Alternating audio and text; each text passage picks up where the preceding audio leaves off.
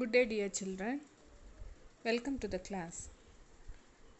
In today's class, we are going to start a new chapter, that is ownership structures, sole proprietorship, and joint Hindu family business. So, in the last class, do you remember, children? We learned about commercial organization and the classification of commercial organization on the basis of ownership. In that we learned three types of ownership commercial organization, that is private sector, public sector, and joint sector. So now in the coming chapters we are going to learn different types of private sector enterprises. Okay, this chapter, sole proprietorship and joint Hindu family business, is a private sector enterprise. We will learn in detail in this chapter. Let's start. In this chapter we are going to learn about meaning of sole proprietorship, its features, merits, that is advantages, disadvantages, and suitability of sole proprietorship, in which all cases sole proprietorship is suitable. Then about joint Hindu family business. First we will learn about meaning of sole proprietorship. What do you mean by sole proprietorship? This is a new term for you. So what is meant by sole proprietorship? Sole means single. Okay. Sole proprietorship is an informal type of business owned by one person. If a business undertaking is owned by one person, it is known as sole proprietorship. This definition was given by James Lindy. Okay. So what do you mean by sole proprietorship? If a business is being carried on by a single person, if only one man will own a business and manage a business, it is known as sole proprietorship. This business is also known as one man show, because this business is carried, all the business activities are carried on by only one person. So that is known as sole proprietorship. Now comes the features of sole proprietorship. What are the features of sole proprietorship? That we are going to learn.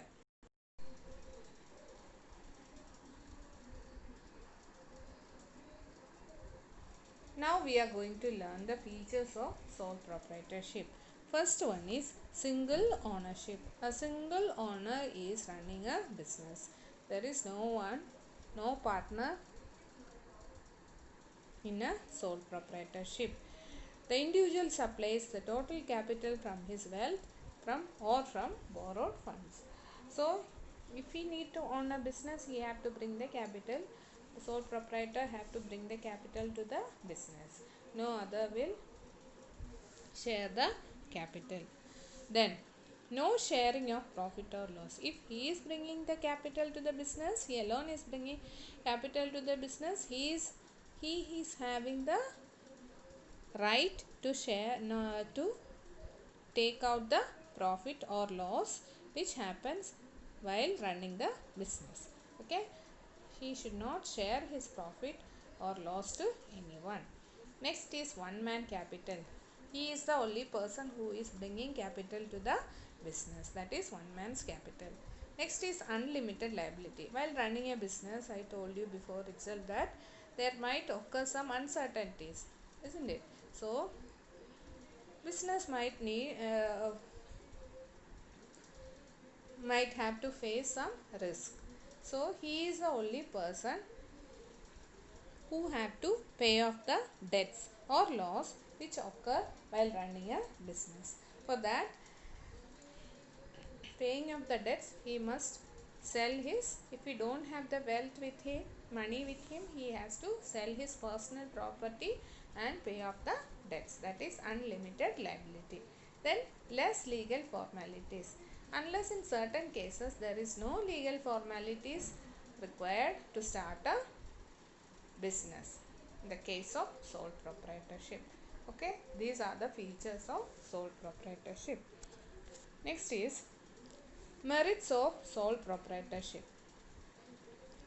What are the advantages of running a sole proprietorship? First one is easy to start and dissolve. A sole proprietorship can be set up easily and quickly. Then, no legal formalities and expenditures are involved in the establishment of a proprietorship. It is very easy to start a sole proprietorship. There are no legal formalities to start a sole proprietorship. At any time, at any place, they can start a sole proprietorship. Then, only a license is needed in the case of wine shop and chemist shop, medical shop. Okay, so other than that, there is no legal formalities to run a business. Then motivation to work. Second one is motivation to work. So sole proprietor alone is entitled to receive all the profits of business, and he alone has to bear all losses. There is a direct relationship between effort and reward. If he works hard, he will get a good reward. Reward means return. Return in the form of profit. There is an incentive to work hard. So he is getting the motivation to work hard. If he works hard, he will get the return. Then third one is quick decisions. The sole proprietor is completely free to take decisions and to implement them, as he is the only one man who is owning the business. He can take his own decisions. No need to ask to anyone for any suggestions. Okay. Quick decisions and prompt actions help to improve the efficiency of business operations. Okay. So that is quick decision. Fourth point is independent control. The sole proprietor is the supreme judge of all matters pertaining to his business. He is independent. He is not dependent upon anyone. He enjoys complete freedom of action. He can take his own decisions. He can move his business to any place.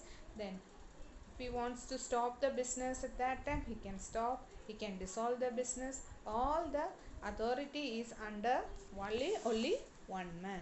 That is one man control. That is independent control. Okay. So that is the point, independent control. Next is secrecy of affairs.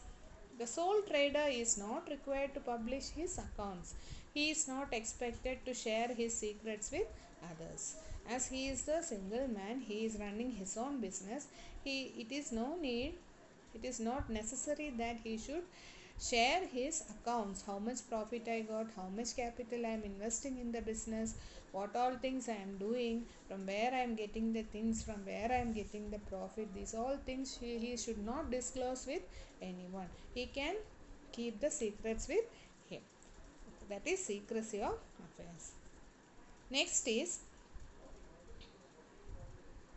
personal touch. The sole proprietor can maintain personal contacts with his customers and employees. As he is the only person, those customers, regular customers who are coming to his business, to his shop, he can keep a personal touch with the employees and the customers. Okay. Next is inexpensive management. Inexpensive management. The sole proprietor is the owner, manager and controller of the business. Therefore, the expense of management are minimum. As he is the only owner who is controlling his own business, expenses are very less. Then flexibility of operation. That is what I said is he can run his business at any place. He can change his place if the particular place where he is running the business, if business is not going on properly or the business is less over there, he can change his shop to anywhere else where he likes, where he will get the business. That is flexible. That is change. He can change. Flexibility of operations. Then social desirability. Sole proprietor is desirable from a social point of view. It includes some points. It provides self-employment. A person can start his own business. It is an independent way of life. He is not dependent with anyone. It makes for diffusion of business ownership. It offers equal opportunity to all those their talents to use their talents and resources to their maximum advantage. It helps in the decentralization. Decentralization is division of work of economic development in the country. These are the points which is included in social desirability. What the social is desired, what is the need of the public. So these are the points. So these are all about merits of sole proprietorship. What are the advantages of starting a sole proprietorship business? Next is demerits of sole proprietorship. Disadvantages. Even though the advantages are more, there are some disadvantages also. Now let's see what are the disadvantages. Limited capital. As there is only one, it is only one man show, only one person is bringing the capital. There is only limited capital in the business. The business cannot expand more. Next is limited managerial skills. A single person is unlikely to possess the necessary skills in all aspects of business. He may not be able to manage the business efficiently. He is the only person who is running the business. He is not able to manage all the things. He have to do all the things. He have to bring the products for in his shop for business. He have to run the business. He have to take the marketing also. He should satisfy the customers also. Then he should check the accounts also. Everything is managed by a single person, so his managerial skills are limited. Okay, then is third point is unlimited liability. The proprietor is personally liable for all the debts of the firm. If the business assets are insufficient, his personal property can be used to pay creditors. So suppose if there is any loss happened in the business, he is liable to pay all the money back to the customers or else creditors. Whom creditors means whom he need to pay the money. He might have buy the products in his shop to sell by not by cash, by credit. Okay, so he have to pay after selling the product. He have to pay this to the money to the creditors. If there is a loss, he cannot pay the money. So if though he doesn't have the money, he have to take his personal property, whatever wealth he has to sell that and he have to pay back to the creditors. That is unlimited liability. Next is lack of continuity. The life of sole proprietorship is uncertain. As a single person is running the business, if anything happens to that person, the business will not work because there is no other person to manage the business. So that is lack of continuity. Limited scope for expansion. Due to the limitations of managerial skill, capital and management, there is limited scope of expansion of business in sole proprietorship. Understood, children? So look at this picture. Here, example of a sole proprietorship. Jill's lemonade shop. See, Jill is running a lemonade shop. Jill got an idea that she should start selling her lemonade and make money off it. Jill opened a lemonade store next to the community pool and hired some of her friends. It was easy for Jill to set up her shop because it was only her idea. The mayor of Danville came